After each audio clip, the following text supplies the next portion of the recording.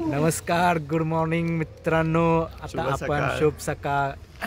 आता आपण आहोत नारायणपूरच्या दत्त मंदिरापाशी आणि सध्या आपण दत्त मंदिराचे दर्शन घ्यायसाठी आलेलो आहोत. आणि आमच्या सोबत आहेत संदीप सर, नमस्कार, आमचे निलेश, हाय, आमचे भाग्येश, आमचे अनिकेत सर आणि मी स्वतः.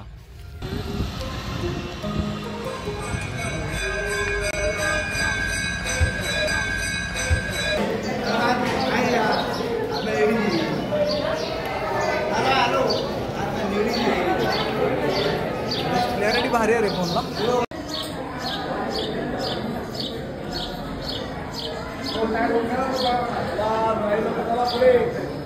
नमस्कार मित्रांनो, आमचं नारायणपूरमध्ये आता दर्शन झालेलं आहे. आरती पण मिळाली आम्हाला. आमचं मन प्रसन्न झालं, पण आता पोट प्रसन्न करायला नाश्ता तर करावा लागेल. त्यासाठी आम्ही निघालो आहे. नाश्ता करायला भेटू.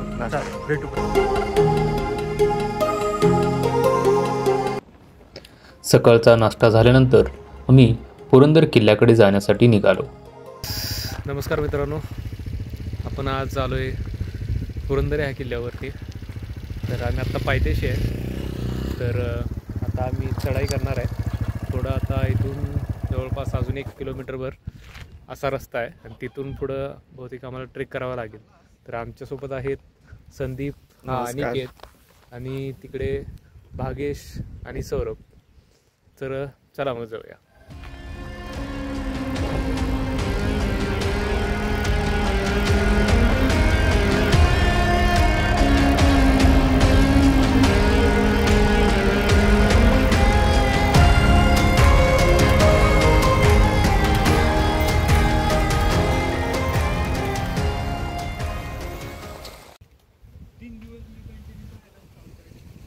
पुरंदर किल्ल्याच्या अगदी सुरुवातीलाच मुरारबाजी यांचा पुतळा आहे.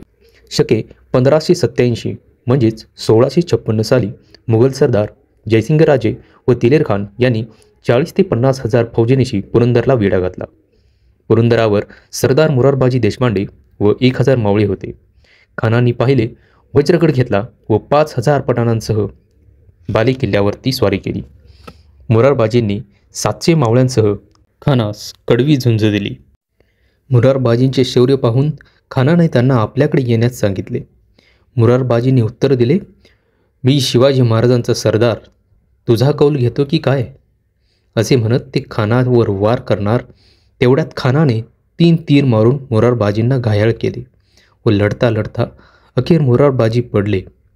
तेव्हा दिलेर खानाच्या तोंडून असे उद्गार निघाले, ऐसा सिपाही भी खुदा ने पैदा किया. जेव्हा शिवाजी महाराजांना हे वृत्त कळाले तेव्हा त्यांनी जयसिंगाशी तहाबद्दल बोलणी सुरू केली. 11 जून 1656 साली इतिहास प्रसिद्ध पुरंदरचा तह झाला. पुढे त्यांचे धाकटे बंधू महादेव बाजी हे त्यांचे उत्तराधिकारी झाले व त्यांचे पुत्र सरदार यशवंत यांच्याकडे स्वराज्याच्या खनिजाची जबाबदारी देण्यात आली. म्हणून पुढे हे घराणे पोतनीस या आडनावाने ओळखले जाऊ लागले. तसेच यशवंत महादेव पोतनीस हे रायगडाचे सुभेदार झाले व त्यांनी बराच काळ रायगड किल्ला निष्ठेने सांभाळला. अशा या शूरवीर मुरारबाजींना आमचे कोटी कोटी प्रणाम. थोडंसं पुढे चालत आल्यानंतर पुढे पुरंदरेश्वराचं मंदिर लागतं. पूर्ण दगडी बांधकामात असलेले हे मंदिर, येथे असलेली गर्द शांतता, विविध पक्ष्यांचे येणारे आवाज आणि येथील भक्तिमय वातावरण यामुळे मन अगदी प्रसन्न होते. मित्रांनो, बघू शकता तुम्ही, हे प्राचीन मंदिर आहे.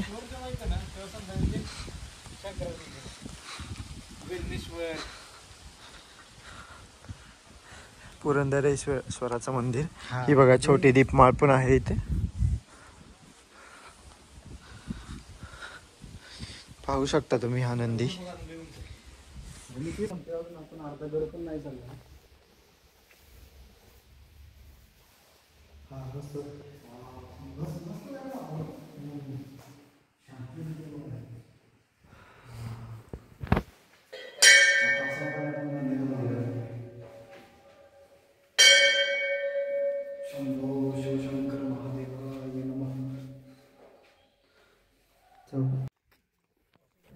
थोडं पुढं आल्यानंतर श्री छत्रपती संभाजी महाराज उद्यान लागते.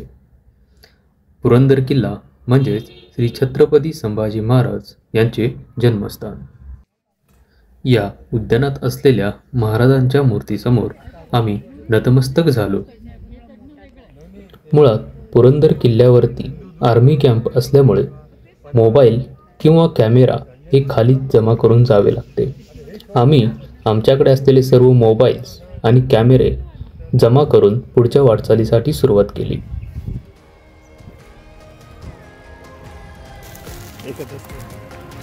गडाच्या पायथ्याशीच पद्मावती तलाव आहे.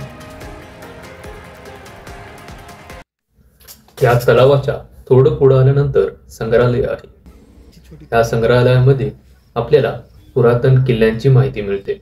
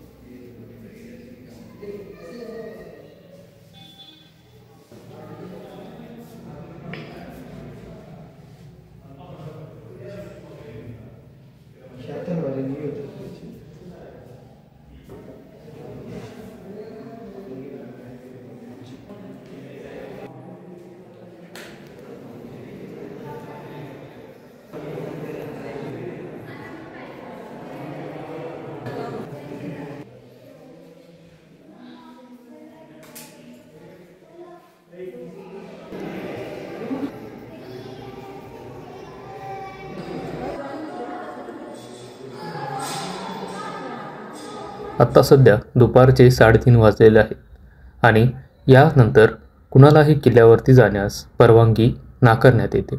आम्ही आता परतीच्या मार्गाला लागणार आहोत. तर पुन्हा भेटूया पुढच्या ब्लॉगमध्ये. धन्यवाद. तर आर्मी गडावर आर्मी कॅम्प असल्यामुळं आर्मी ट्रेनिंग सेंटर असल्यामुळं आम्हाला जास्त काही व्हिडिओ करता आले नाही. पण आमचं आम्ही मस्त बघितलं सगळं. आमच्या डोळ्यामध्ये त्या मेमरीज साठवला आणि आता आम्ही परतीच्या मार्गाने प्रवास करत आहोत.